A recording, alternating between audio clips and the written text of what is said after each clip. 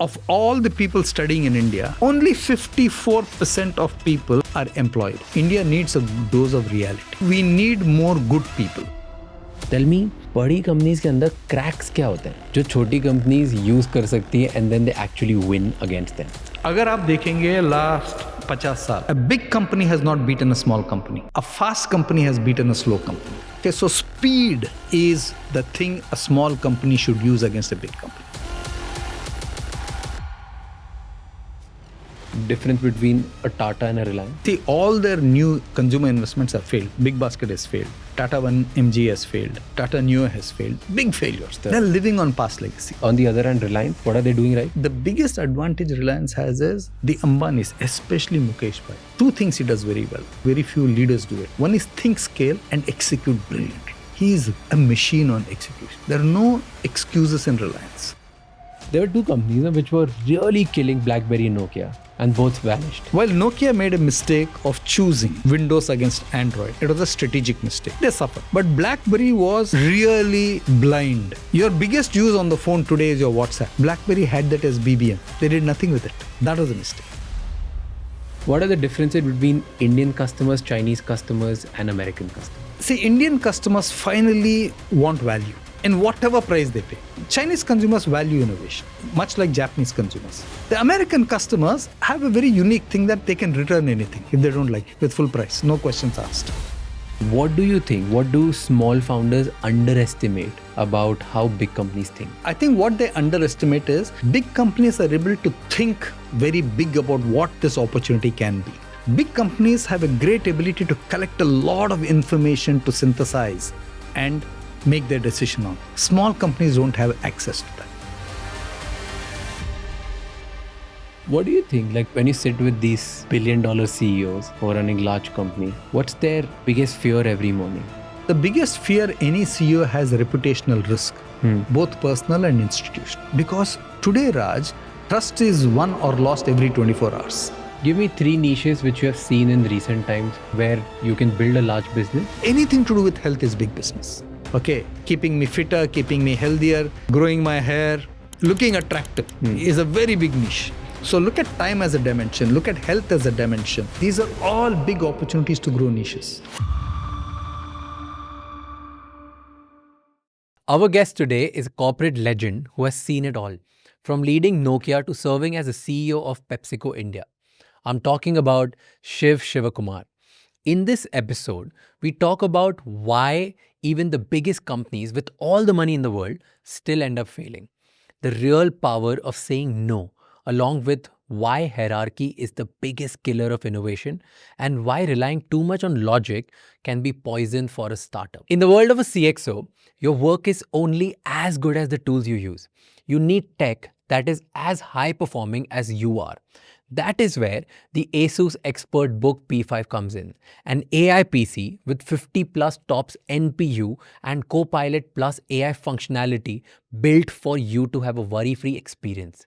It features an integrated CPU, NPU and GPU that work in sync to deliver faster performance. It's reliable, fast and built for people who turn great ideas into reality. Watch this episode till the end, and if you want to level up your setup, go check out the ASUS ExpertBook P5 on Flipkart. The link is in the description.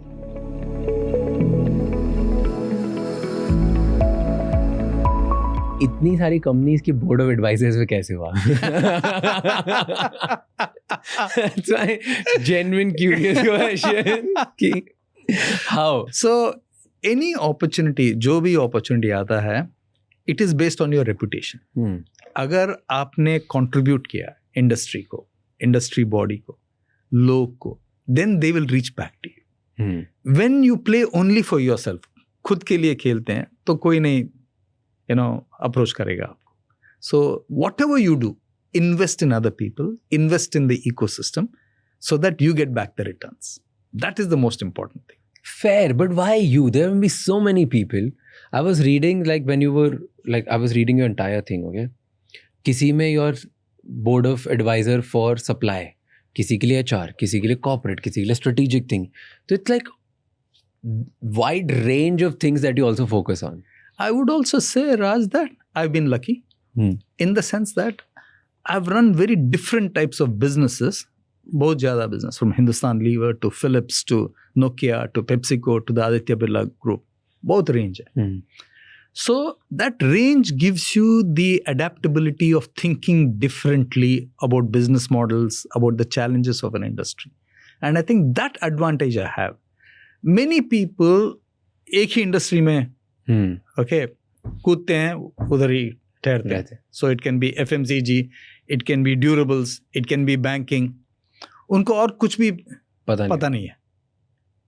So if you are adaptable in learning and you've done industries, then लोग आएंगे आपके लिए. And what is your role now? Like as a board of advisor, explain me this. How does it happen? How do they approach you? How some companies approaches you to become a board of advisor? Yeah. Then what is your role in that? Yeah. So how do boards happen?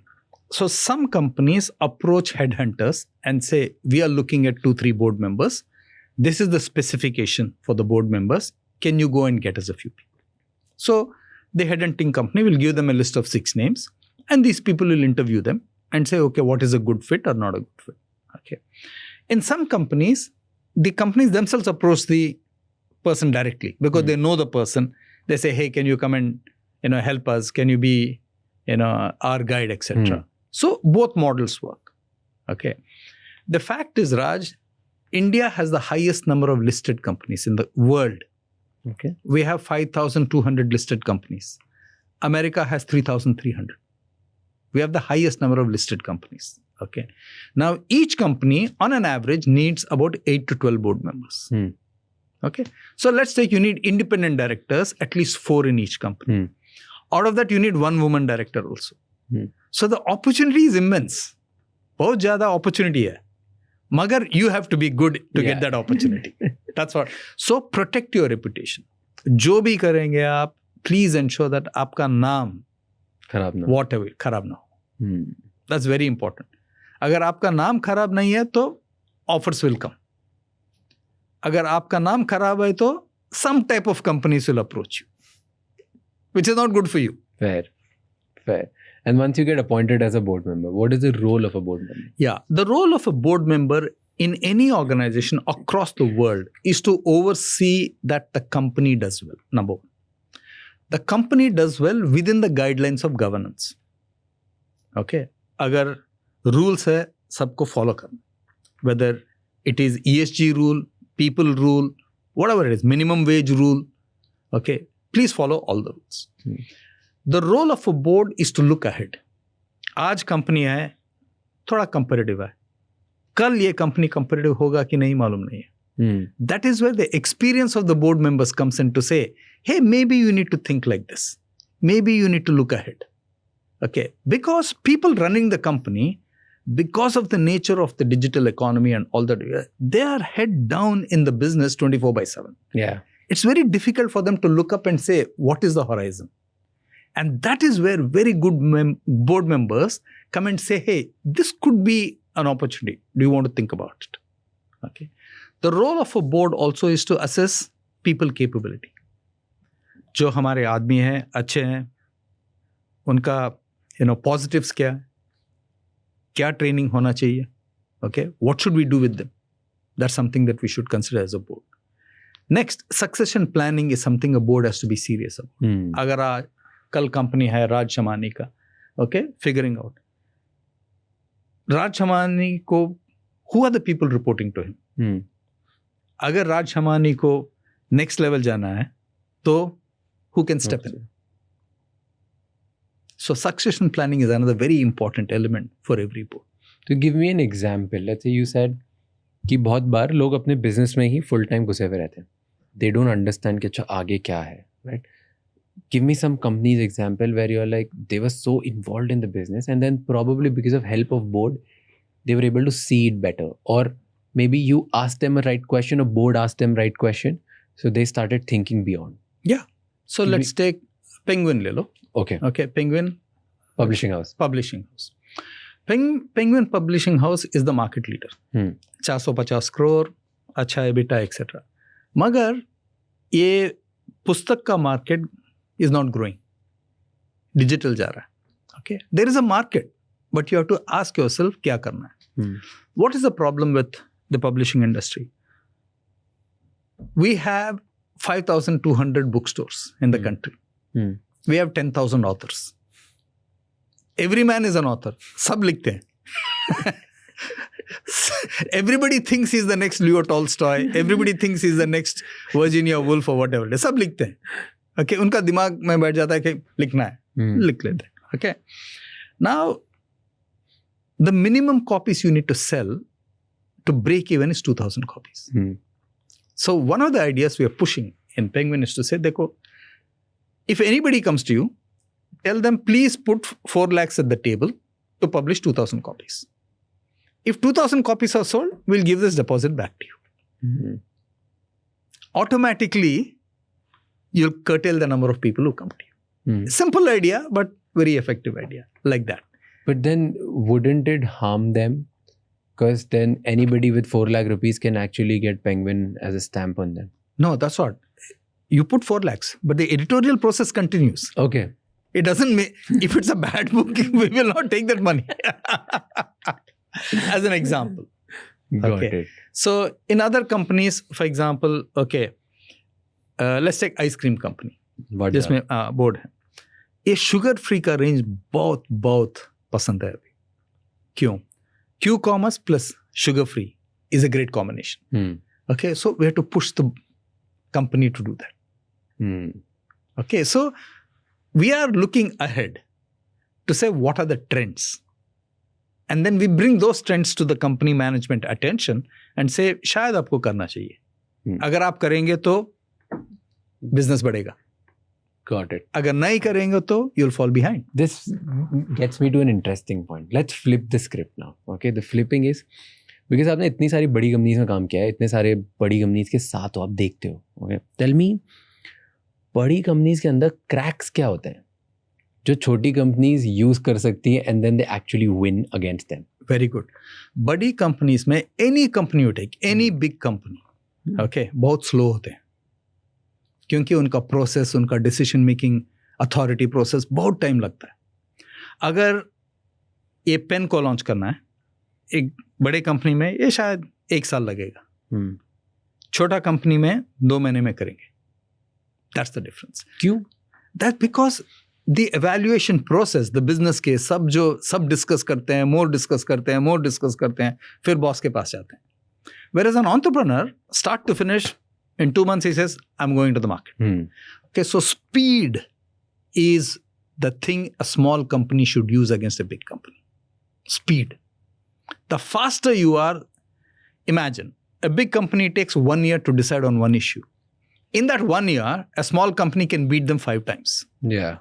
Raj, here एक interesting statistic है. अगर आप देखेंगे last 50 साल, a big company has not beaten a small company. A fast company has beaten a slow company. Remember this. No big company has beaten a small company. Even in India, no big company has beaten a small company. Big companies might buy small companies. खरीदते हैं. Okay, so that there's no competition. Yeah. But you cannot beat them. But big companies also destroy small companies, no? Because of the capital. Yes and no. In any large company, Raj, कोई तो पूछेगा क्यों कर रहे हो? You cannot be in the business to destroy a competitor. You have to be in the business to earn trust of the consumer and grow the business. That is the basic reason why you are in business. But sometimes big companies, because of their just deeper pockets, can actually take away your entire business overnight.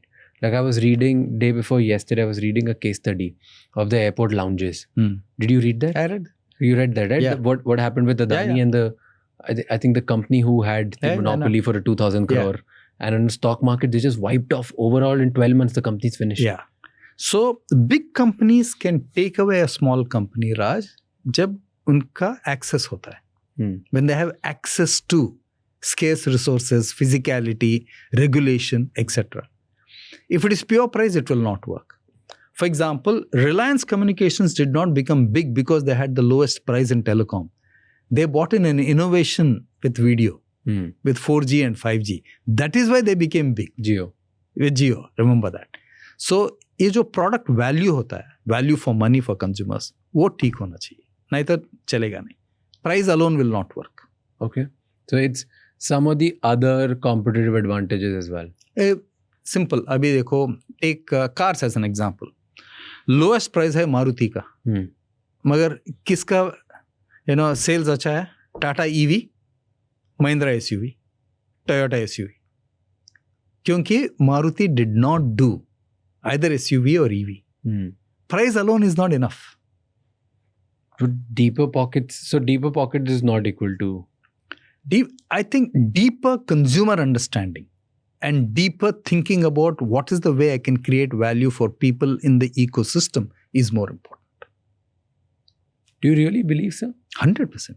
There's no way that capital can beat a non-capital. Capital is easily available for anybody today. For example, let's take all the startups. You think they're starved of capital? They can get any capital they want. If the startup's doing well, yes. Absolutely. Okay. Ideas are dime a dozen. The real challenge, Raj, is people is the problem. Getting good people. Capital is available today. Capital available है, technology available है. तो आपका दिमाग होना चाहिए. वो दिमाग के लिए you need people. You need a very good team around you. For example, let's take America had 0% interest rate for many years. UK had 1% interest. Capital was freely available. Where was that capital going? Into Asia markets, into India, into other markets. Why? The arbitrage was good. Borrow at a low thing, invest here, even if you get 10%, you're fine. Yeah. That was the logic. But have we built great businesses for the future? No. Because for that, you need people. So we don't have enough people? I think we need more good people. Let's take the recent skill report. Of all the people studying in India, only 76% of MBAs are employable. 74% of engineers are employable. 51% of arts and science graduates are employable. So now think about it. Only 54% of people studying today are employable. What does that tell you? 1 in 2 is not employable. That number wants to go up. Why are they not employable? I think it's history, a number of things. It's the courses we teach. It's how we teach. What do we teach for? हमारा syllabus अभी अगर ITI जाएंगे आप, Industrial Training Institutes, 3000 ITS है India में. सब जगह अब भी कोर्स है एनालॉग में. We live in a digital world. Everything is digital. If you don't teach digital, how will they be ready for a digital job? Yeah. But then isn't it, you said 50, almost 54%, right? So 1 out of 2. हमारा 1 out of 2 भी बहुत है. True. That's a great question. Thanks for asking. 1 out of 2 is a lot. So let's take there are 250 million people studying in schools and colleges. 1 out of 2 out of that is 125 million. Very good point. Excellent point. Thank you for asking that. The total number of people working in India today is about 460 million. 460 million. Now for 120 people to come in every year, you need to create jobs. In order to create jobs, you need investment. In order to create investment, you need processes, policies which encourage that. So it's all are linked, Raj. The second thing is interdepartmental fights. Okay. Silo thinking. Okay. Sales versus marketing. Marketing versus finance. Finance versus supply chain. Sales versus supply chain. The bigger the company becomes, the more the problems. Because in these companies, people see themselves as being the boss of supply chain or the boss of something. They don't see themselves as the owner of the total company. So in all large companies, power comes, Raj, from rejecting a proposal, not from accepting a proposal. In a small company, the energy propels it through. Yeah. Okay. If you're sitting with your people, आपके company में अगर एक idea है तो everyone will say, okay, go. Let's go. Let's go tomorrow morning. आपका media वाला नहीं बोलेगा क्यों ये कर रहे हैं. Okay, 2 reasons why we should not do that. सब नहीं होगा. बड़े कंपनी में ये रोज होता है. Okay, blocking and tackling is one of the sins of large companies. What's fun in blocking? Why do they block? It's power. So it's just human nature, people wanting to feel like I'm more powerful and rejected that Absolutely because correct. I know more. It's power, nothing more. And this is true of all what we call, if you go back to Hofstede, high power distance countries. What is high power distance country? You're my boss. You will ensure that I know my place within you. How far away I am, how differential I am to you. These are all signals of high power. India is a high power structure country. That's why we say, yes sir, no sir, 3 bags full, haan ji, bolo ji. Why? It's high power. We are appealing to the ego of the person. We are not appealing to the respect we are giving the person. And we are just socially like that. Absolutely right. Whereas the younger people are not like that. Okay, the reason being, let's take younger people. People such as yourselves. You're 29 years old. You've grown up in the social world. So you put out a post, 10 people say like, 2 people say dislike. You're used to it. Yeah. The people who are 2 generations ahead of you are not used to it. They're not used to criticism. They take hierarchy and position in the hierarchy as a right not to be criticized. Whereas you people have grown up with criticism from day one. So you say, fair, it doesn't matter. As long as I've got 10 likes, I'm okay. Net is positive, I don't care. I don't care. Correct. That is why young people, when they work in a company, Raj, they want feedback on a daily basis. Yeah. Bade company mein, especially legacy companies, yearly feedback also doesn't come to many managers from the owner or the boss. And people are okay with it as long as their job is protected. But young people are saying, I've done this, give me feedback now. I want feedback every day. Your whole team is wanting feedback from you every day. That is so true. That is the nature of young people. You need to understand that. That is so true. Why I've never thought of it. When I work here, and if I'm not given a feedback for 1-2 months, because the team leaders give feedbacks much faster, and if I'm not given a feedback for like 2 months, I get constant messages from my team members. Absolutely and be right. like, you don't even tell us what to do. You Absolutely, don't tell us what's wrong, what's right, what is You know what they're telling you, Raj? वो लोग आपको बोल रहे हैं, you are disconnected. Yeah. वही तो बोल रहे हैं. Yeah. That is the signal that you're not engaging with me. Yeah. And they're very happy if sometimes even if I'm giving like a bad criticism, bad feedback, but I'm giving it for 10 days straight, they're happier. Yeah. Then for me, not give a feedback. Yeah. It's not about good feedback or bad. It just, even if I'm telling them this is wrong, they like it much better than no connection. It's exactly like social media. I put out content. I'm not sure. 0, 100. Chalega, nahi chalega. Malum nahi hai. But after I put out contact, based on the comments, I'm figuring out kya karna hai. That's exactly what they're doing with your feedback. They're saying, okay, Raj is saying this. Let me process this. Fair. That's all. Fair. And earlier this doesn't used to happen. Yeah. I've never seen my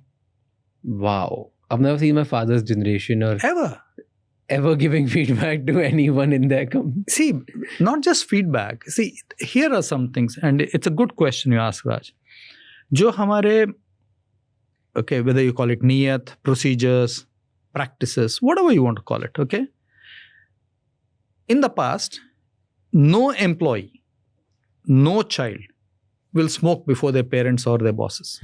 Today, that's over. Yeah. Today, the young people say, look, I'm smoking because I want to smoke. And me smoking in front of my boss does not mean I disrespect him. Okay. So all the practices which built a hierarchical society are being broken by young people. Is it good or bad? I think it's good.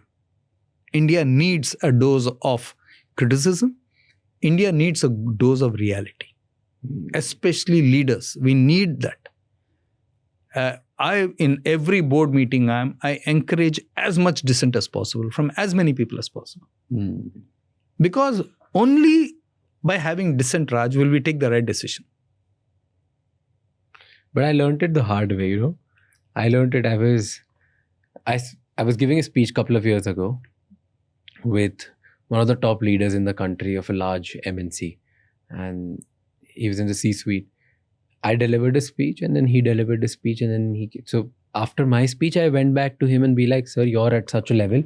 Give me feedback. Give me, what have you seen? Is it right, wrong? Like, how can I improve? And he gave me something and I followed. I liked it. Okay, I want to implement that. I think because of that, after his speech, he also asked me the same thing. And I was hesitant that should I give or no. Absolutely. And when I gave, he got offended. Then why ask for it? I was like, it was a formality. Yeah. Absolutely. Yeah. So you are right. Like a lot of people are not okay with criticism at that level. He wants shabashi. So whenever leaders in India ask for feedback, they only want positive feedback. Great, sir. Fantastic, sir. They don't want to listen to the challenges. Why? It's again, as I went back, it's imposter syndrome. It's power. Even at that level, you are running a 1 lakh crore market cap. The higher you go, the more the insecurity. Remember, you can lose it in a day. See, one is the hierarchy and the power distance I talked about. Second, and a very important point, Raj, is we are not a country which accepts failure easily. The young people do. See, your young people who are working with you, they accept failure in relationships every day. They accept failure in a job, fine, they'll move on. Okay, they accept it. But the 2 generations before them cannot accept failure. Because we have constantly lived in what do other people think of us as opposed to what do I think of myself. ये जो culture है, I get my social standing by what Raj thinks of me. Yeah. Not what I think of myself. So power distance, hierarchy, and the fear of others' opinion is what makes this. Yeah. And shame is a big motivator there as well. Right. Like every failure is associated with shame. Yeah. So most of the things we are not doing that, what do I want to do? But we're doing because, hey, this should not give me shame in societal structures. Exactly. So just try to avoid shame instead of living your dreams or living your... Yeah. So I'll tell you a good example. I won't name the captain. Once I was with Tony Greig in Colombo. Okay. So every time I meet cricketers of stature or whatever it is, I go and talk to them about leadership, etc. So I was talking to Tony Greig about leadership and how leadership evolves. Because sport, every ball is leadership. Okay. So Tony Greig said something to me very nice. He said, Shiv, all the visiting captains, when we played against India, against a particular captain, we would joke that when we went out to toss, we would normally say heads or tails. Your captain would say draw. He doesn't want to lose. So when you play safe, you take away the chance of winning. Absolutely right. You take away the chance of losing. But more important, you take away the chance of winning. But there must be something which big founders of big company CEOs or the way big companies think, there must be something right about it also, right? Yes. What do you think? What do small founders underestimate about how big companies think? Yeah, I think what they underestimate is big companies are able to think very big about what this opportunity can be and what is required in order to put resources behind it. Where is this market headed? What can we be doing with it? Okay. Big companies have a great ability to collect a lot of information to synthesize and make their decision on. Small companies don't have access to that. They don't have access to all that information. They don't have access to that level of thinking. So, for example, to give an example, when we were in Nokia was a small company. We wanted to become a $4 billion company. We went to the market and got CEOs and people who are already running $1.5 billion and $2 billion companies and told them come. Because we wanted people to think big. So suppose today you are 1,000 crores. You want to be a 5,000 crore company.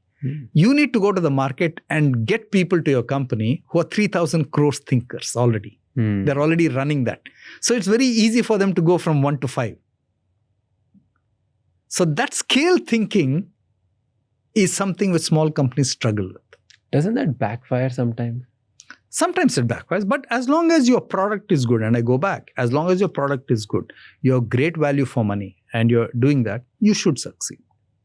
No, but even after that, let's say if, for example, if my company is, I'll give you a scale, let's say random number, pick it up, let's say 100 crores. Okay. If today somebody is at 100 crores and wants to reach 1,000 crores. So get somebody who's already operating at 800,000 crore or 500 crores. 500 crores. Yeah. And gets it.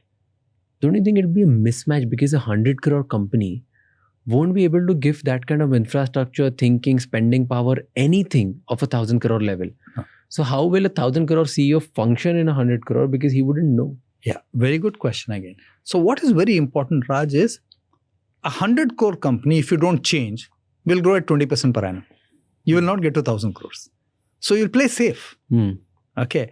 But when you have people who already run 400 crore businesses, they know what the journey is very, very quickly. They're able to give you the ideas and all that. The only thing you need to watch out for is keep your costs as variable as possible. Don't sink in fixed costs. The more fixed costs you sink in, then you'll pull the business down. So invest all the growth ideas, try and keep the cost variable. The talent cost will be only a fixed cost, which will be a huge cost. That's okay. That part you always need good people. Any size of business, doesn't matter, Raj. Agar aap 100 crores kar rahe hain, 200 crore kar rahe hain, 1,000 crore kar rahe hain. If you don't have high quality people in your company, Raj, you will not be competitive tomorrow morning. As simple as that. But does that, again, a question on the same thinking. Don't you think that somebody who's running, let's say, 1,000 crore company and has built it in last 20 years will not be able to understand a company which has gone from 0 to 100 crore in like 2 years or 3 years? Not true. And that today's company must be thinking about some other solution, other stuff which probably 1,000 crore CEO doesn't get it. Not true. So let's take, for example, you are one of the pioneers of the digital age. Google was the pioneer of digital age. So Brin and Page, they started. As soon as they came to a particular level, they realized that they did not have CEO capabilities. Yeah. What did they do? They got an Eric Schmidt. Think about it. They got an Eric Schmidt who had run billion-dollar corporations to say, hey, you know how to run a company. So very simply, Raj, जब आपका company जो भी सुन रहे हैं, जब आपका company 100 आदमी से ज़्यादा होता है, more than 100 people, then you need a structure. You need a process.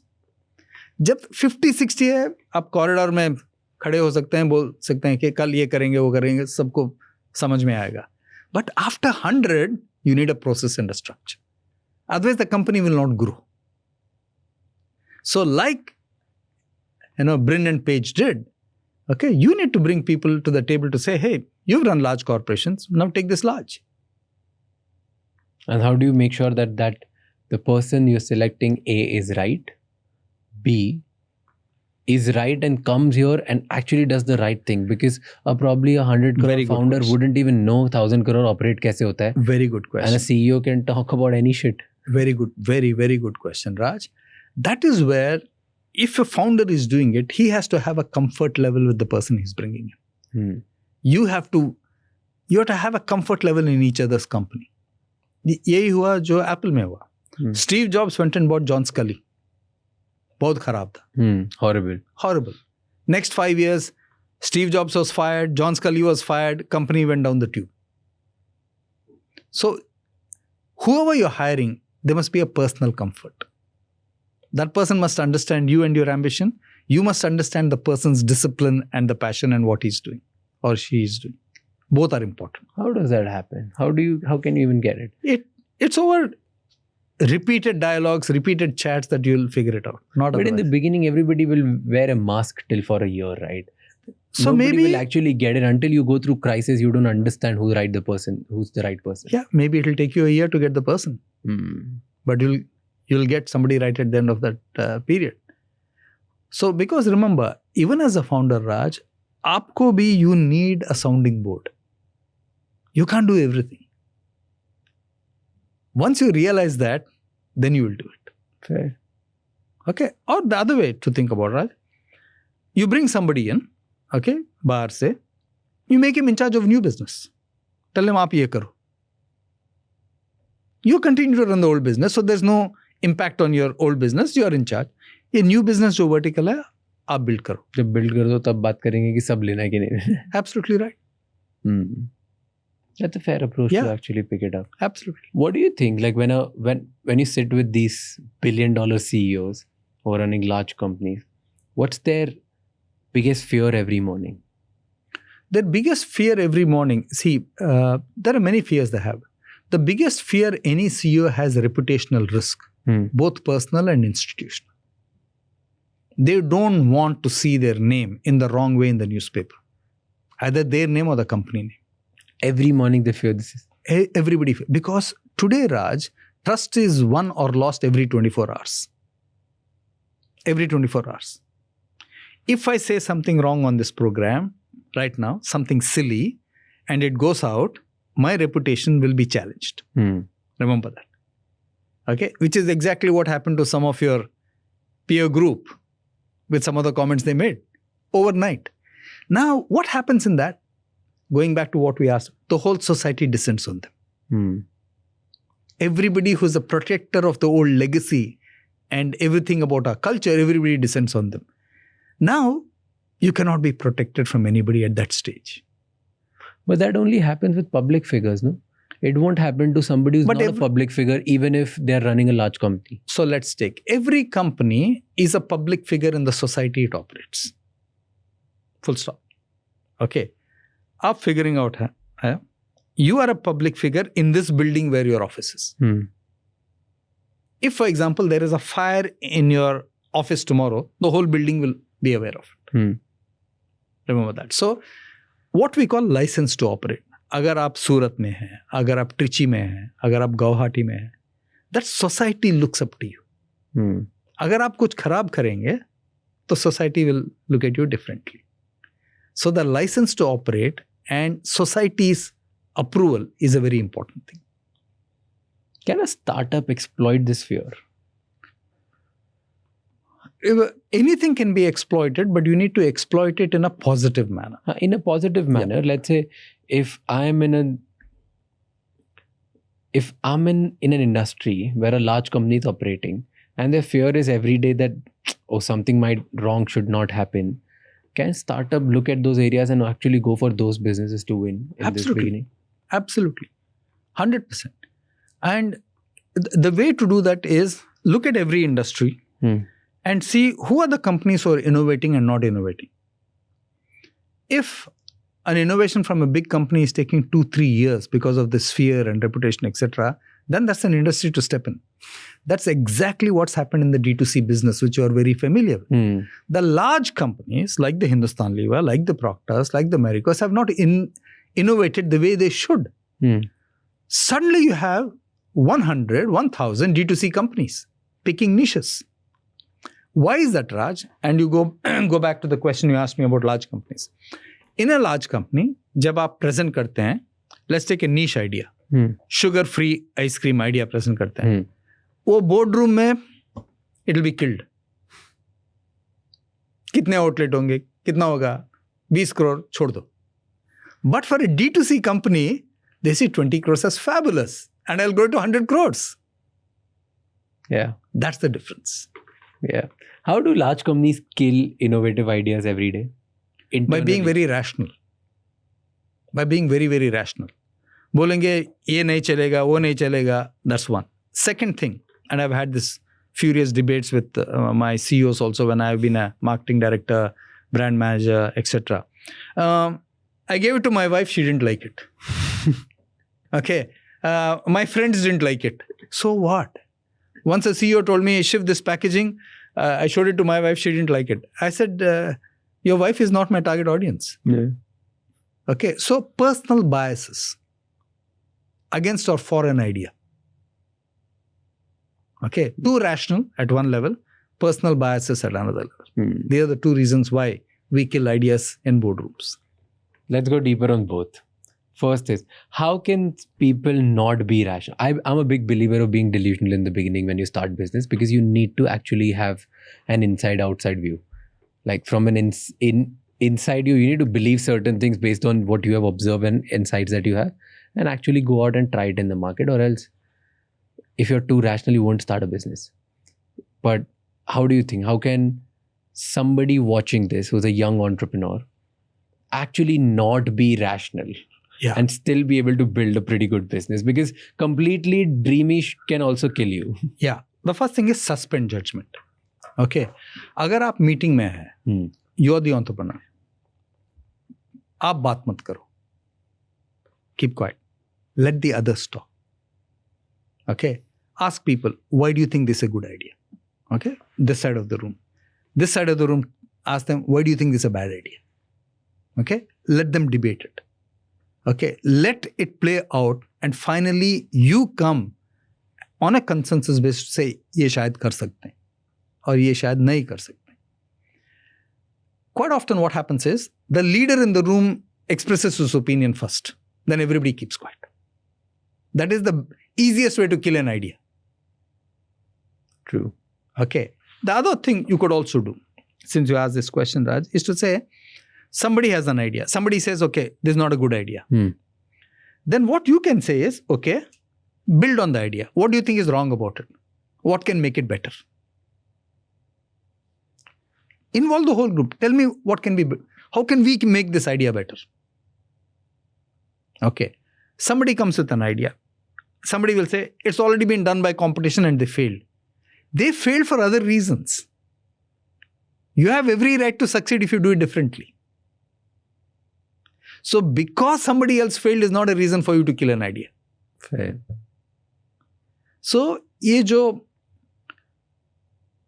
diversity of thinking है, आप उसको promote करना है. Don't be the only person in the room who talks. Fair. But what about Reliance of the world? That's a great question. To be fair, I would say Reliance and Adani are investing a lot more than the traditional legacy companies. They are saying we'll take the bull by the horns. A lot of people say they have government support, which is true. But despite government support, for them to invest is fantastic. Not easy. Because they do certain things which will reap like 20 years later, 25 years later, that they're trying to build something. I'll give you a simple stat for you to think about. Tata has been in this country for more than 100 years. Their market cap is 400 billion plus. The same as Pakistan's GDP. Reliance market cap is about 250 today. And they've come 50 years ago. Now, Tata's could have done digitally. They had TCS, everything. They messed up Tata Neo. They don't have the capability for it. They're not a consumer-facing organization. That's the point. What to give me an example difference between a Tata and a Reliance? They're living on past legacy. See, all their new consumer investments have failed. Big Basket has failed. Tata One MG has failed. Tata Neo has failed. Big failures, not ordinary failures. But Chandra must have the gumption to introspect and say, look, I'm going to get in very high capable professionals to guide me. He doesn't want to do that. And on the other hand, Reliance, what are they doing right? Reliance, the biggest advantage Reliance has is the Ambanis, especially Mukesh Bhai. Two things he does very well, which are actually contradictory. Very few leaders do it. One is think scale and execute brilliantly. See, meetings with Mukesh Bhai can go on till 3 in the morning. He is a machine on execution. No two ways about it. We want to build the FMCG business 1,000 crores. What do we need to do? We'll buy it Campo for 22 crores. Do this, cut it. Machine. There are no excuses in Reliance. In Tata's, as long as you're financially clean, you can give any excuse. So if you look at companies which are very good at risk-taking, Raj, South Korean companies are very good at risk-taking. You have to give it to them. You know why? Once they decide, they execute brilliantly. Go back to what I said about Mukesh Ambani. They're ruthless in execution. A Samsung is like ruthless in execution. Look at the LG market cap. What an IPO. Absolutely right. They're ruthless in execution. Okay. The other companies who are pretty good in strategy plus execution are the Chinese companies. Let's look at Vivo. Look at all these people. They've built huge businesses in India. Great products, relentless execution. They've taken more risk on the India market than anybody else. Why? That's in their nature. They evaluate the risk well. They're two separate entities. South Korea is a small country. They have no choice but to go abroad. And they see India as a huge market. China is a huge country. It has developed a fantastic ecosystem in electronics. They want to dominate the world. They're saying, what good is this if we don't take it across the world. So two completely different reasons, but both very valid reasons. So for example, since you asked this question, when people come to India, do they see this as a land of opportunity or a land of challenge? Companies who see it as a land of opportunities are taking a risk. Companies which see it as a land of challenge are not taking the risk. There are enough reasons to invest in India. There are enough reasons not to invest in India. Remember that. But this also ties back to the capital, right? Samsung has insane amount of capital and backing. Chinese companies like Vivo have an insane amount of capital backing. Indian companies didn't have that. See, tell me an Indian phone maker who came with even 1/10 of the pocket which these guys have. So they didn't have any other choice but to trade. I disagree there. Okay? In fact, I have had this conversation. If you go back to 2009-10, there were at least 50 to 75 Indian brands which came in phones. What were they doing? वो China से Android phone खरीदते थे, brand name लगाते थे, बेचते थे. Okay. I met one of the Indian big brands at that point of time. And I told the owner, he spent 2 hours with me. I had just left Nokia and I was moving to PepsiCo. I told him, whatever you do, invest in R&D. You will not have this access to cheap R&D from China. They will come with their own phones into the market. It's a matter of time. I said, don't do R&D. ये company Russia में television कर रहे हैं. I said, forget all that. Focus on phones. Focus on form factor. Focus on innovation. Focus on services. He listened to me. एक कान से दूसरा कान से छोड़ दिया. Today that company doesn't exist. Which company? Micromax. Think about it. Micromax could have been the Samsung of India. They lost it because they were not focused. But aren't they really big now in terms of the... So they're not big in consumer market, but they're in industrial businesses thriving. They're not in mobile phones. Full stop. As simple as that. See, in mobile phones, if you do not hit 10 share, Raj, paisa nahi banta hai. No chance. They're not mobile phones, but then jo part manufacturing वगैरह they've done well, right? They're but you really big. You had the market rooting for you. Consumers rooting for you. You had a consumer brand. And you had customer love as well. You had customer trust. Why should you lose it? Much like Nokia, we had all the trust. We went and chose Windows instead of Android. That's why we lost the market, not for any other reason. Wrong decision. Why do you think? Because the board and the CEO decided that, because people who were in the room told me that our people didn't feel that Google gave us enough bhav for being a 32 share handset brand. So say it was a matter of egos. So since they didn't get enough bhav, they said we'll go and do Windows. Microsoft ke saath. Yeah. Eventually Microsoft acquired also, no? Acquired and sold it also. Nokia's gone through all hell ever since 2013. Okay, but that's okay. But Microsoft acquired after the Windows, or did they? No, Microsoft acquired with then Windows. At that point of time, Nokia had Symbian, Series 40, Series 30. Then Nokia did Windows phones, didn't work. Nokia went and did Android. Then Microsoft said, we are Microsoft, why are you doing Android? Okay, then they sold the business.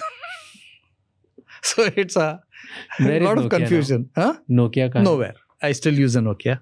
Okay. I'm still loyal to it. Nowhere. If they catch the next wave, for example, if they're done fold, they had a chance. That chance at 5% share, not more. Or maybe the AI world must have. Will they ever be in the phone a 32, 38 share brand they were? The answer is no. Kabhi nahi hoga. Not possible at all. Kyun? Because they don't have... This business requires huge amount of R&D. When Nokia was a $40-50 billion corporation, we were one of the top 5 spenders in R&D. $5-6 billion. Not small money. You need to invest that. So you asked me an earlier question. Where do companies have deep pockets? Investing in R&D. Pharmaceutical companies have deep investment. Mobile phone companies have deep investment. Technology companies like chip providers have deep investment. There you need deep pockets. So वो नहीं है अभी Nokia के पास. So that's okay. There will be another average company. There were two companies which were really killing BlackBerry and Nokia, and both vanished. A very good example. Thank you for raising that. Let's take, you were talking earlier about how do you know consumer this thing, etc. While Nokia made a mistake of choosing Windows against Android, it was a strategic mistake. Okay? Wrong decision by the CEO and the board. They suffered. Okay? But BlackBerry was really blind. Why were they blind? Let me explain. Your biggest use on the phone today is your WhatsApp. BlackBerry had that as BBM. They did nothing with it. Think about it. They were the first WhatsApp. They were actually the first to have the WhatsApp. They were blind. They had the product. They couldn't see the market. Nokia chose the wrong operating system. But BlackBerry had a product they couldn't scale up. That was a mistake. So BlackBerry, again, going back, you asked me about big companies. BlackBerry started with email because, especially for lawyers and stockbrokers in New York, every minute mattered. So getting push mail and knowing what was happening was very important for them to take decisions. So BlackBerry had mastered it. But in about 3-4 years, the Nokias of this world, the Apples of this world had as good as an email. So BlackBerry thought its reasons for success was only email. It is not. That was the mistake they made. And they could never come back after that. BBM was a fantastic product. But did they fail because of the keypad and the display, the touch revolution? Because Apple came up with the touch and then even they could have. They also did touch. They also did touch plus keypad. तब तक तो हार गए थे. They were not. Agreed. But for example, let's say Samsung coming with Fold is a great example of counter attack. आपको भी कुछ करना पड़ेगा ना बाबा. They thought email was it. They thought Barack Obama had a BlackBerry and that 50 million coverage we got was enough. बहुत खुश हो गए. All the wrong things, not the consumer-led things. That's what I'm trying to point out. The consumer-led jewel they had was BBM, and they lost it. And people loved BBM at 100%. I cannot tell you, in Saudi Arabia, etc., girls would put BBM, code on their hand and show it to boys going by. Really? Absolutely. I've seen this with my own eyes.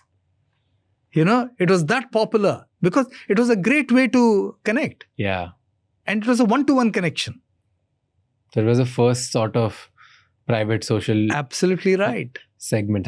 First kind of WhatsApp. Absolutely. But imagine if they had thought about how big can the social media idea be? What could we do behind it? Tell me one thing, because we were talking about large companies and you used an example of another large company as well, right? I have a very curious question. Why do large companies keep hiring a lot of consultants, but rarely act fast? Rarely they're fast. They get like these heavy sheets and consultants with working for years and years, and then they keep doing on the reports. Yeah. So the reason large companies employ consultants is they believe that if they need to look at the future, the current bunch of people are not able to do that. If it is a large company, I tell them, take 10 of your best people out, put them on a project for the next 1 or 2 years and ask them to give you what you should be doing. That's the best. Okay. They employ consultants because sometimes some of the tough decisions you can park saying the consultant recommended it. Suppose you have 5,000 people. Yeah. You want to trim that down to 3,000 people. So you say this consultant recommended that we need to cut so much in order to be competitive. Nobody can argue against that.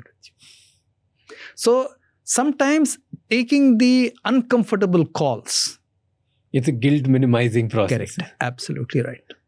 That's one. But many times I worked a lot with consultants. They're also very bright people. They see the world very differently. They have connections across the whole world and they're able to bring for you many different angles which you might not be able to see.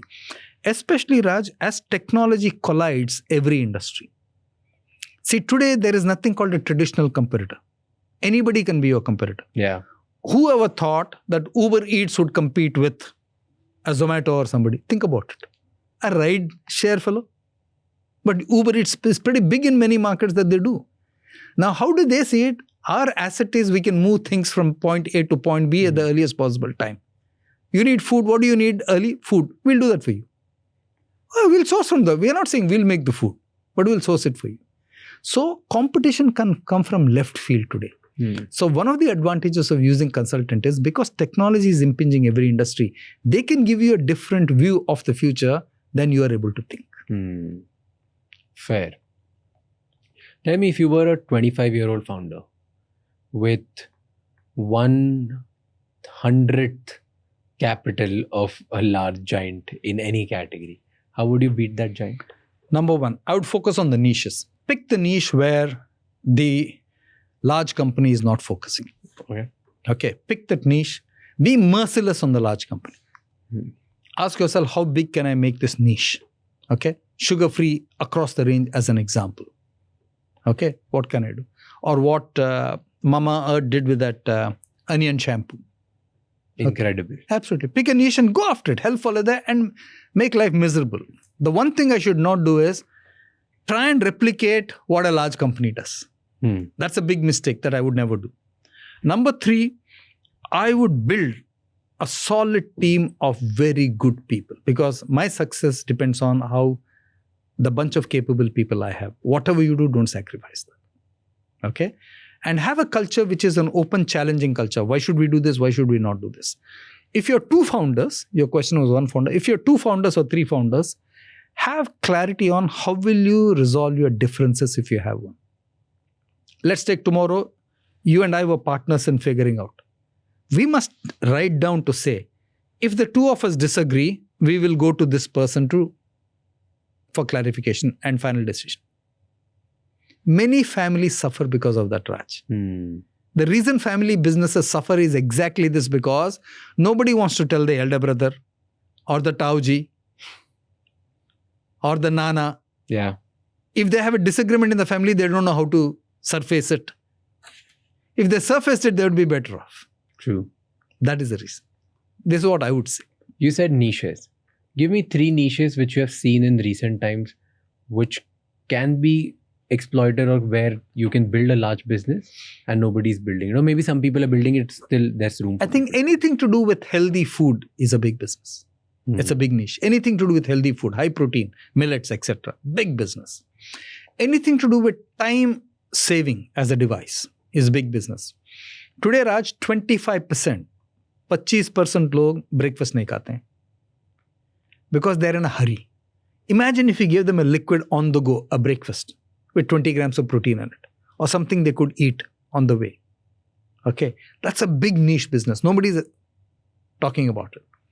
I believe the future business of food or ready to cook food is something you can cook in 5 minutes, which is healthy. That's all people have. On the go, even better. I think anything to do with health is big business. So on the go, high protein meals is one. Anything to go with health is big business. Okay, keeping me fitter, keeping me healthier, keeping my heart rate, this thing, growing my hair, looking attractive is a very big niche. Okay. In any which way you define it. See. Okay. Physical health and fitness is a big niche. Okay. Give me an example. For example, one of the challenges of busy executives is the ability to find time, okay, to exercise. Imagine if you had a studio, a physical studio, which was open from 6 in the evening to 3 in the morning. Many state governments are giving 24/7 licenses for liquor, for everything. Why not this? Because go back to what I said about time. Look at time as different time parts to say, look, traditionally most people go to sleep from 9 to 6 in the morning. Is there any business I can do at that point of time? It's available. Now, the guys who are doing it brilliantly are the delivery boys. The Blinkit, the Zepto, the Zomato, they're available 24/7. They're doing it brilliantly. Are there other industries who can exploit it? Okay, night college, night education.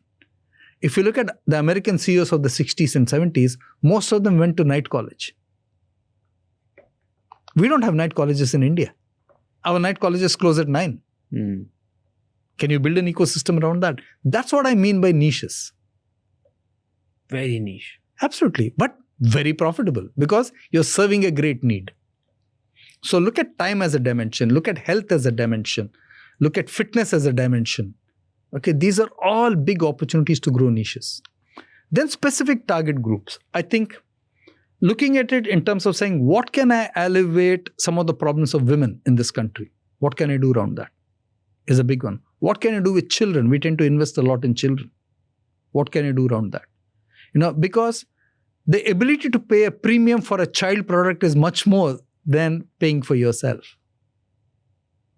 True. So there are so many things. India is such a big market. I believe, Raj, one of the mistakes young founders are making is, I would say, search for ideas. Don't search for capital. If you have good ideas, capital will follow. But what do you think it's better for a small company? They can get to let's say, if they are focused on one niche, they're able to do 50 crore, 60 crore revenue. Is that more lucrative for a large company?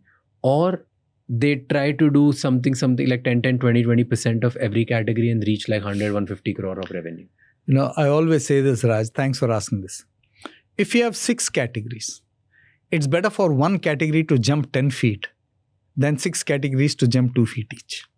That's the mistake all entrepreneurs in India make. Try and dominate one properly. That will carry you through. If you are doing everything in bits and pieces, you'll never succeed. You need to be known for something. What are you known for if 6 of your categories are jumping 2 feet each? Have one jump 10 feet. That's your spearhead. But how difficult that is to choose? It is not difficult to choose. Because then if you're doing just one category, sometimes you feel the ceiling has come too soon. No, so ask yourself, where all can I take this? How can I take this? That's what it is. Like, go back to your own example. You're doing this podcast, etc. You didn't stick to one category of podcast. You didn't stick to one genre. You spread it. But you chose it on sensible basis. 1 is your gut feel and 2 is what the market is telling you. 3 is what the team is telling you. It's the same with business. You have to choose. All strategy is a matter of sacrifice, Raj. And why does it happen when you expand? There are some categories that trust lingers, but the other categories trust doesn't. So there was a study I was reading. If you are trusted in front of customers for making a great tea, people will buy your biscuits as well. But if you're trusted for becoming a great soap, people won't buy your tea. Yeah. So few companies are able to keep building products after products, and people keep trusting them again and again. And there are few companies who just can't do it. Yeah, so that's very true. There is what we call, there is an association of a brand and what it can do or cannot do. For example, if you look at all the big conglomerates today, and we've done enough work on this, a lot of people don't believe that the big conglomerate has the necessary credentials to be in health. They might be in health, but they don't have the necessary credentials or the trust to be in health. Okay? Let's take simple example. You look at hair care brands. Globally, very rarely have hair care brands been successful in skincare. On the other hand, if you take skincare brands, they're very successful in hair care. Give me an example. If there is. Pantene is an example. Sunsilk is an example. But they're hair care brands. Dove is an example. Dove came the other way around. From skin to hair. So, going from skin to hair, like Neutrogena, etc., is far easier than going from hair to skin. Some of the consumers don't give it to you. Let me give you a more tangible example in India. Ponds. Ponds was huge as a talc. It still is. So when Ponds launched their strategy to grow, they went into soaps and they became a 10-share brand in soaps. What did they do? Dream Flower soap, cold cream soap for the winter. Fantastic. Because they were selling those products. Great cachet. Then they did a cardinal mistake. Then they launched toothpaste and toothbrushes. And the next was sanitary napkins and batteries on the line. Under the Ponds brand? On the Ponds branding. Okay. They launched toothpaste and toothbrushes. I was a toothpaste brand manager then. And everybody was under pressure to say we have to do something about it. So I said, let's go to consumers. And I believe this. So we asked ourselves the question, where is Ponds the strongest in this country? And we figured out it was Mylapore in Chennai. Okay, where the housewife would swear by Ponds. We went there for a focus group. So, okay, a girl called Revati did the focus group. And she asked them, what do you think of Ponds, etc. She passed the packet around, motives. Fantastic, what a great product. Everybody was going gaga about it. And my heart was sinking because people wanted more money in order to fight them. So I said, okay. After the whole discussion of 2 hours, Revati then said, okay, will each of you summarize what you think about it? So there were 8 people in the group discussion. 7 of them said gaga things. The last lady, I still remember her, she was wearing a green sari in her spectacles. She said, you know what, I know all you guys are gaga, but one thing in my book does not sit right. She said, Ponds is about smell. Ponds is not about taste. Toothpaste is about taste. I said, that's the answer. So I went back and said, we do nothing, guys. Ponds died. Ponds toothpaste and toothpaste died in 3 months. So many times, the core of the brand you need to understand. So if Ponds' strength was fragrance, then they could do anything in categories which had fragrance connotation, not in taste connotation. Like Colgate, many years ago, introduced ready-to-cook meals under Colgate. Why would you even do it? Why would you even do it? I think Harley Davidson introduced lasagna or something. Think about it. Why would you even try it? So history is replete with brands and categories doing the wrong things. Give me, I'm interested in these stories now. Give me, because Unilever is one company I study a lot. I love Unilever. You have spent 19 years in that company. Tell me a few great stories which changed India or which changed the way people look at product, or which has just helped you dominate that category. And tell me stories where they failed miserably. I think the whole concept of sachization of a category was something I think Unilever mastered very well in India. Chick started it, right? No. Doesn't matter who starts it. See, that's the mistake we make. Anything, oh no, somebody said, so what? So what? Fair. You took it, and actually the place where low unit price pack started was Thailand. It started with Colgate because in the financial crisis of the 90s, prices went through the roof. And so Colgate checked 2 concepts. They said, this is a small pack. You are poor, so you should buy this. And they said, this is a small pack. This is the fun way to consume the category. And consumers chose the second. So they were one of the first companies to do it. Okay. And so sachets require a very different thinking, which is in a sachet, the price point is fixed. You have to work your supply chain and raw material and everything backwards to meet that price point. Before sachets came in, everything was add-on. So sachets started the fixed price point concept. Today, I think 40% of FMCG is price point concept. Okay? So 1 rupee, 5 rupee, 10 rupees. That's a fixed point and then you backward. Absolutely right. Okay. So I think sachet, that required a lot of distribution also. So if you look at the early companies who did distribution very well in India, and Hindustan Lever was one of them. One was ITC, one was Hindustan Lever, one was Union Carbide. Okay, for different reasons why they chose it. Okay, Hindustan Lever because they sold daily products, went to the rural market.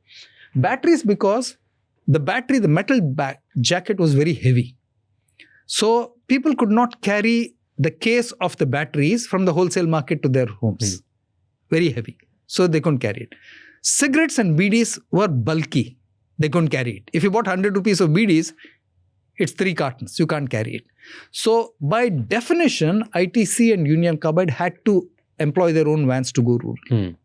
Hindustan Lever to develop the categories. I think Hindustan Lever's grip on strategy around distribution was very good. The other thing Hindustan Lever did exceedingly well over time was to get to negative working capital. Okay, exceedingly well. So those are the reasons why Hindustan Lever succeeded. But it's the same reasons why they're failing now.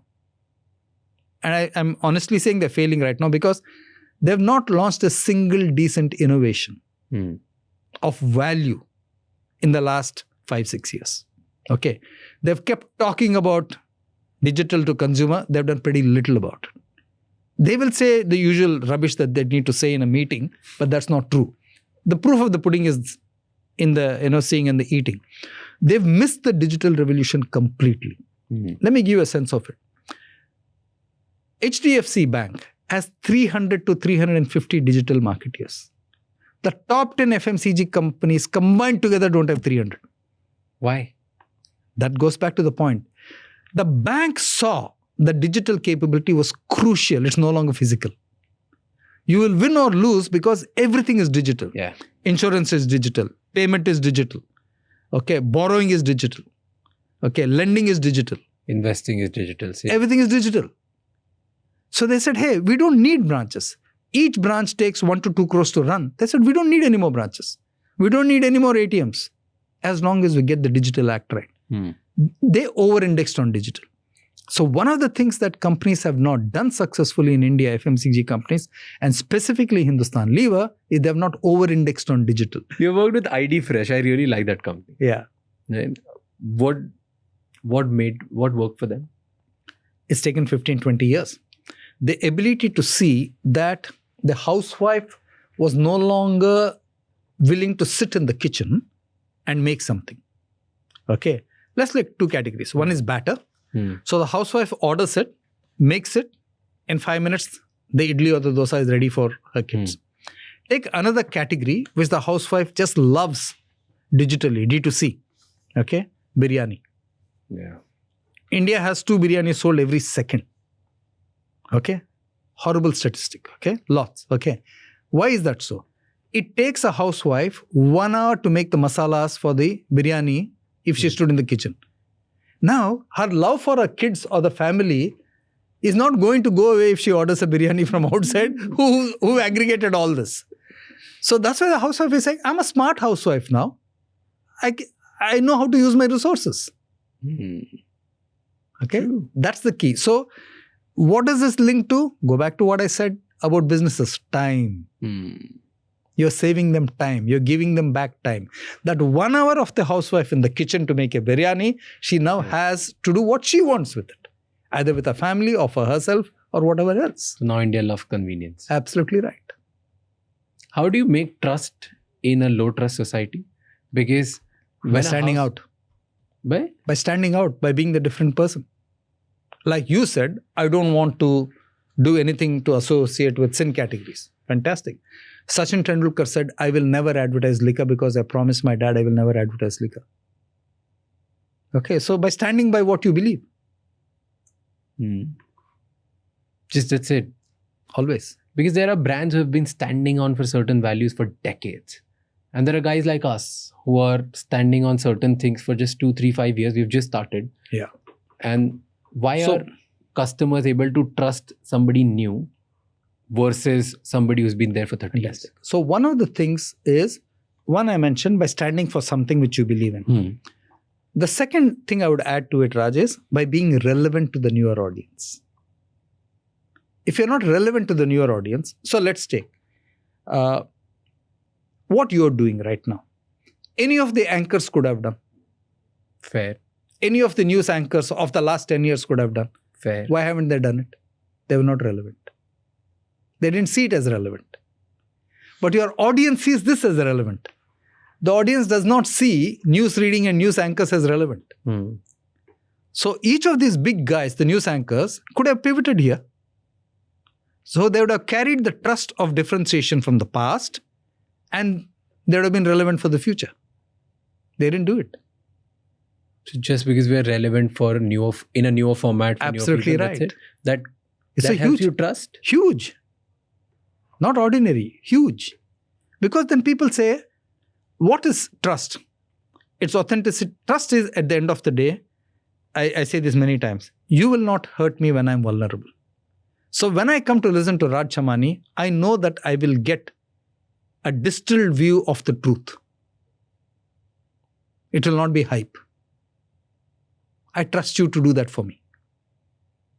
In the past, I trusted the editors to do it for me. That's why I read the editorial column first. In every newspaper, an editor was a very big guy.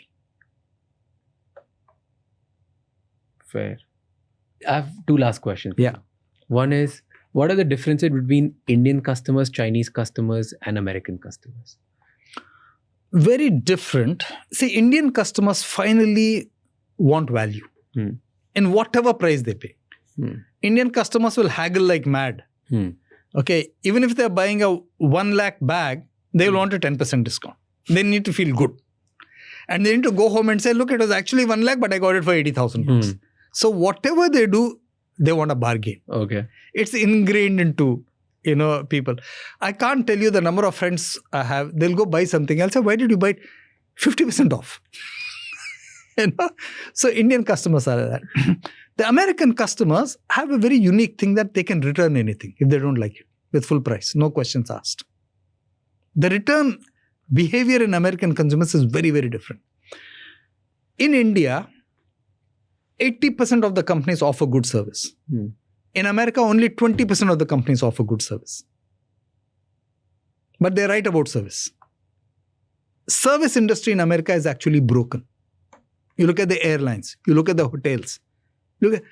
I was staying at one of the top hotels in New York. Believe it or not, they didn't have tea and coffee sachets in the room, which I take for granted in any Indian hotel. Yeah. Simple example. Okay. So service in US sucks. In India, in good places, service is very, very good. Yeah. Top notch. The top-notch service is actually Thailand. If you look at Thai hotels, for the price value, they're outstanding. You check into a Thai hotel, you have the best food platter on the table, everything. Damn good. Okay, so India's service levels are very, very... 80% of the time we get good service, though Indians crib a lot. Indians tend to complain a lot if they don't get what they want. So, for example, in Nokia, people would write to my global CEO, straight. If Indians don't like something, they will put it on social media. They'll write to anybody and everybody under the world. True. Anybody and everybody. They think, the global CEO is just waiting for this mail. And if he doesn't reply, again, he'll get hammered. So Indians are extremely demanding of the brands and the companies that they work with. They expect a lot and they do, they juice out a lot.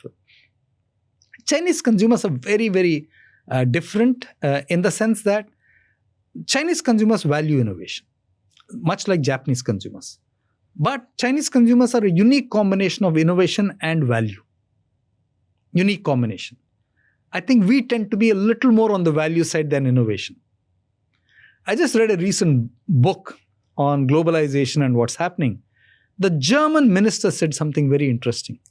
He said it's very tough to compete with China because they are both low price and high innovation. That is the Chinese consumer field. So those are the three I would say. Which one's the toughest to serve after thinking of all the challenges? I think India is very tough to serve.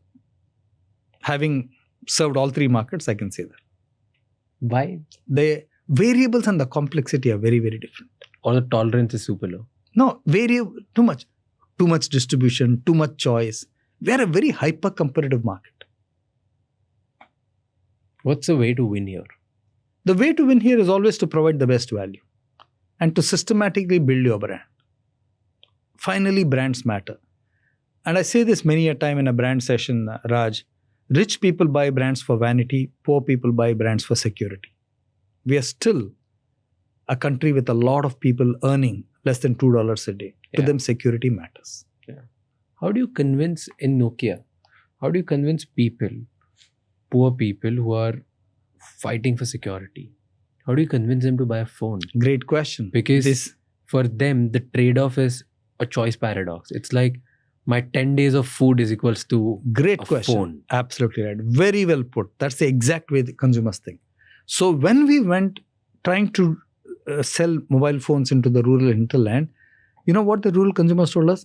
If anything happens wrong, where is your service center?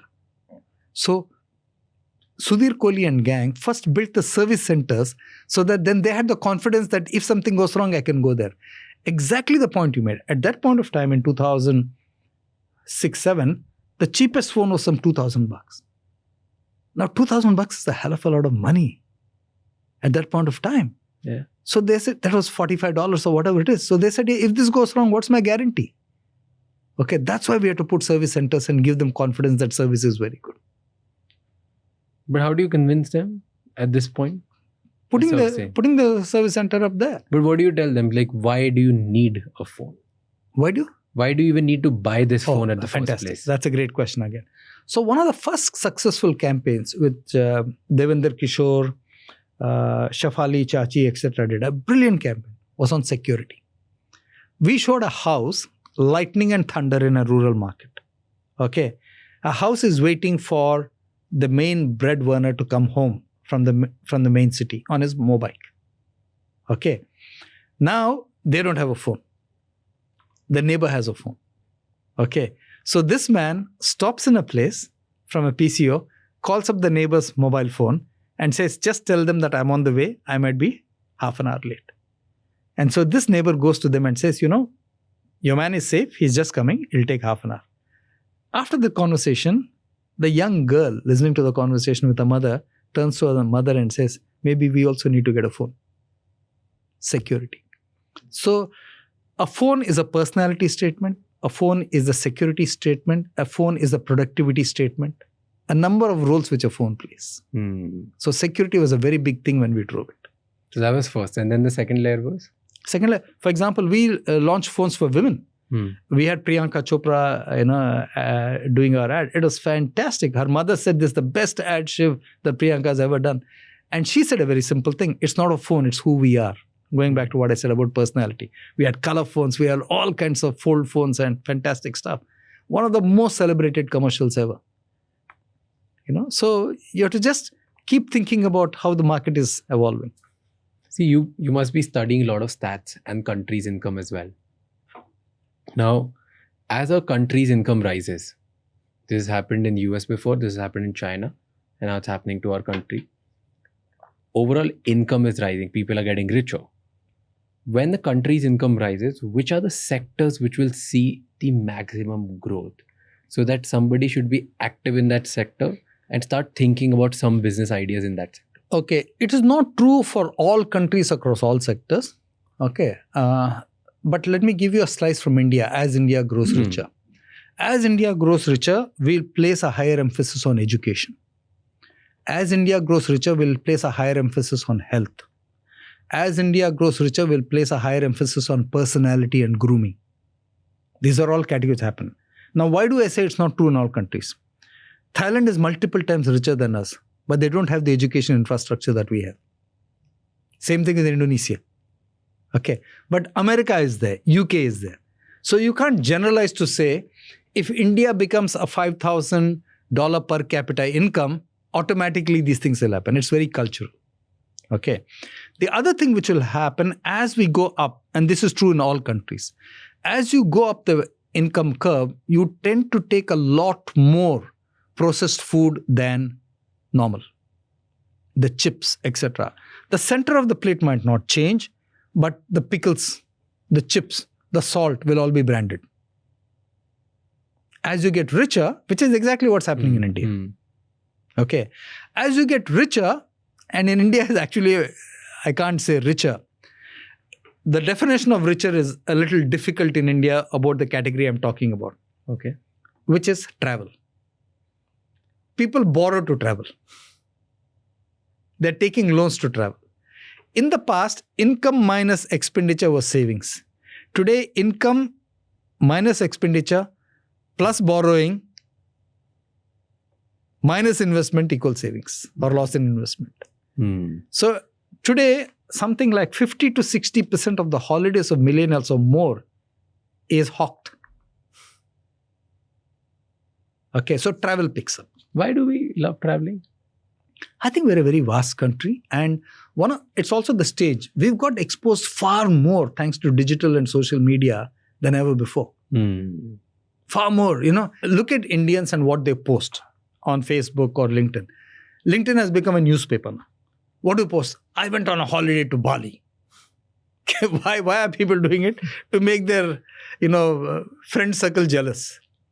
Okay, you don't see that same degree anywhere else in the world. Indians tend to do a lot more of this bragging on social media. Status-driven society. Absolutely. Hmm. We brag a lot more about it. It doesn't have, for example, Europe, they're very, very private about it. Even if they were to go to Windsor Castle, they won't talk about it. हमें मजा आता है. We like that. Yeah. It's our status. It's our marker. True. You know, one of the internal features we use every time we're sitting with a FMCG company or a D2C company, or we're sitting with young founders thinking about it, I always ask them one question. What is a USP? What is a USP that client will get to know? And they're like, why are you asking USP? I'm like, I'm not talking about unique selling proposition. I'm talking about what your product provides, which is a unique show-off proposition. Because Indians care a lot about unique show-off proposition. Yeah. And it makes a lot of difference. Whether it's a simple restaurant or a party or a travel, people love showing off where they have gone. And if it's not show-off worthy, it won't survive a long time if you're charging premium for it. So a good example of that, what you say is absolutely right. A very good example of that is the shirt category. Every shirt has a monogram on it. When Arrow introduced its shirts many moons ago, when Shashi Modgal used to be the CEO, they did a lot of research. And people said, yeah, if I wear a shirt and the Arrow symbol is not there, then why am I wearing it? So there's a premiumness to it. Yeah. We need a show-off proposition for it. Absolutely. Well, perfect. Thank you so much. It was pleasure talking to you. And it was absolutely amazing. I would look forward to many more conversations. We Most should welcome. keep doing it, and we should make it more specific Your next call. time, like specific on things, and I'll love to have it. Thank you so much for doing it. Thank you so much ये episode and तक देखने के लिए. अब आपको 3 चीज़ें करनी है. नंबर 1, इस चैनल को सब्सक्राइब कर लो ताकि हम इसी तरह और ज़्यादा वैल्यूएबल गेस्ट आपके लिए लेके आ पाएँ एंड हम वो उनसे क्वेश्चंस पूछ पाएँ जो आप चाहते हो. नंबर 2, मुझे कमेंट्स में ये बताओ कि आप और कौन कौन से गेस्ट हैं जो देखना चाहते हो हमारे पॉडकास्ट पे, ताकि हम उन्हें लेके आएँ और उनसे वो सवाल पूछें जो आप चाहते हो. एंड नंबर 3, ये एपिसोड किसी एक इंसान के साथ ज़रूर शेयर करना जिसकी लाइफ में एक पॉजिटिव चेंज आएगा, क्योंकि एक कॉन्वर्जेशन इनफ होती है किसी की लाइफ चेंज करने के लिए. I will see you next time. Until then keep figuring out.